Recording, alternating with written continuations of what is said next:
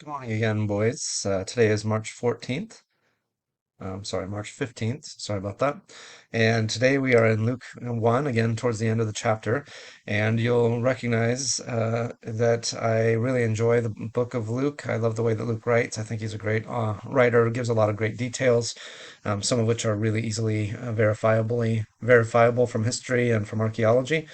But then there are some details that are just give a lot of color and flavor that are unique to his book. And so this interaction with Zechariah is also one of those unique places. And man, as you read it, I think you have to enter into the emotion that Zechariah must be feeling. He's been unable to speak for a number of months since hearing from an angel that his son was going to be born. And now he comes to that place where he's going to name him, and he names him. And as soon as he does, his tongue is loosened, and he's able to give this amazing prophecy and to talk about his savior, but also the role that his son will play in that. I imagine there must have been great tears as he holds this baby boy and says words like this: "New, my child, will be called a prophet of the Most High.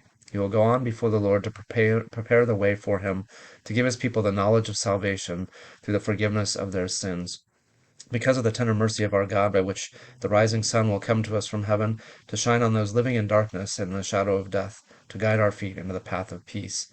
And man, what an amazing moment that must have been for him to understand what his boy was going to do as he would go before Jesus and prepare the way. So, this is John the Baptist's father, of course.